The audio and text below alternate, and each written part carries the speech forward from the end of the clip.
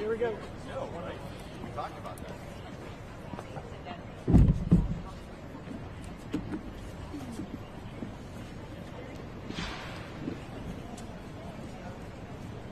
Good morning, everyone. Thank you for being here this morning. Again, I want to reiterate the tragedy that we experienced in our county yesterday in Half Moon Bay, and our hearts are broken, and we're working together with the community to heal this tragic incident. I'll go on and give you some additional information about the case. Suspect Chin Lu Zhao, a 66-year-old male resident, is a resident of Half Moon Bay. The semi-automatic handgun was legally purchased and owned. The victim at the hospital is out of surgery and stable. Victims were adults and a mixture of Hispanic and Asian descent. 7 males and 1 female. Only known connection between the victims and the suspect is that they may have been co-workers. The coroner's office is still working on identification of the victims and notifications of next of kin. As some of these victims were members of our migrant community, this represents a unique challenge when it comes to notifications and identifications of next of kin.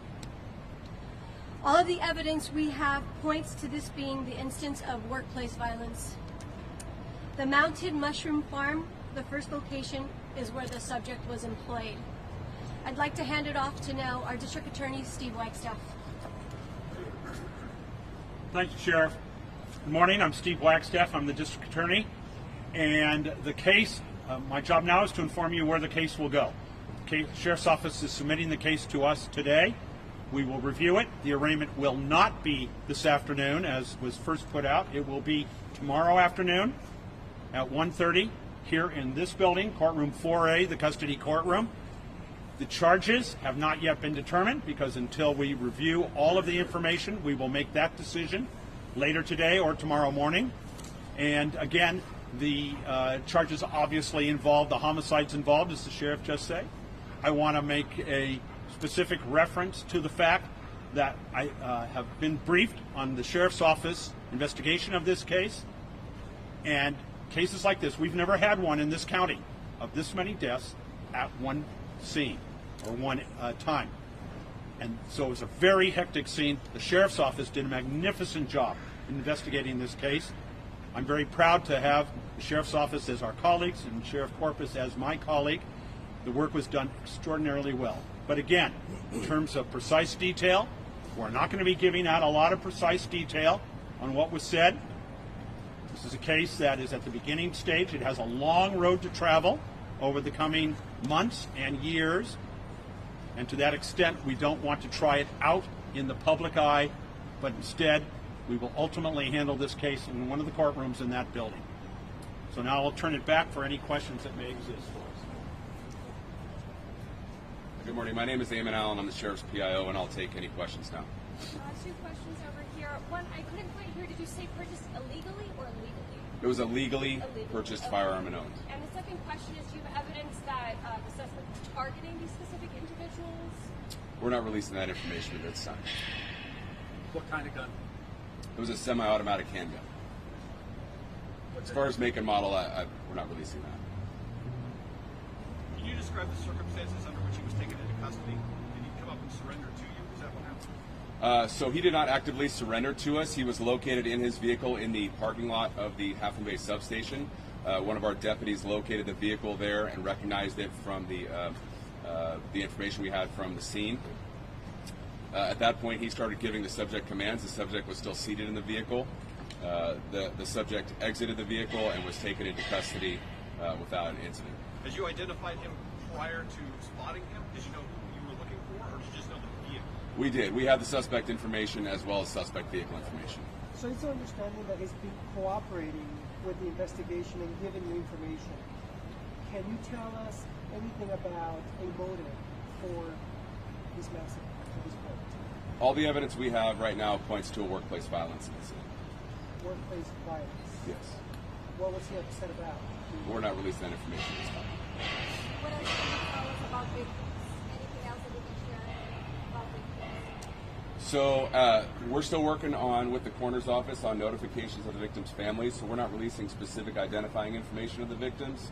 But like the sheriff said, they were all adults, 7 males, 1 female, and a mixture of Asian and Hispanic victims. Tell how many Latinos and Caucasians. I'm sorry, I don't have that specific information at this time. Were all of the victims specifically targeted, or was it seem like a random? Again, we're not releasing that information at this time. Is the female among the dead, or is she the one in the hospital? I'm sorry, I don't have that information.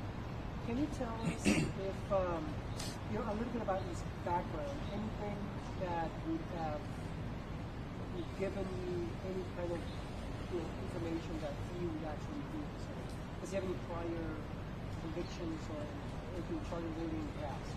So as far as his criminal history, we're not releasing that information. I will say that there were no specific indicators that would have led us to believe that he was capable of something like this, and he was not known to us or to have any sort of, again, indicators that may have led us to believe that this was something he might have done.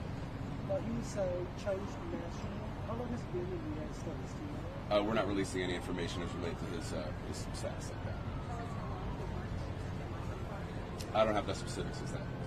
I'm sorry if this question's already been asked, but did the suspect say why he drove to the sheriff's substation, why he apparently turned himself in? We're not releasing that information at this time.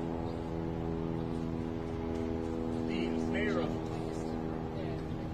I'm sorry? Tell us about the children witnessed. We don't have any information that they were witnesses to the incident. We know these farms, there is a mixture of folks who work there as well as reside there.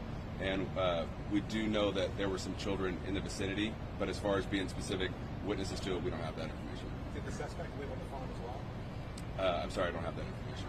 The mayor of Half Moon Bay said in an interview this morning that a lot of these farm workers experience a lot of stress, anxiety because of the work conditions and the living conditions. Do you know what role, if any, that might have played in this? As far as what led to this specific incident, I don't have any information like that. I will say that the coast has experienced its share of challenges over the last few weeks, specifically as it relates to all the incredible weather we've had. There's been flooding, there's been people out of work. So the coast has certainly had a share of challenges recently, and this just adds to that stress. Have you been able to do a search for his home at all? Have you found any other weapons at his home? I'm sorry, we're not releasing that information. So I'll take maybe a couple more questions.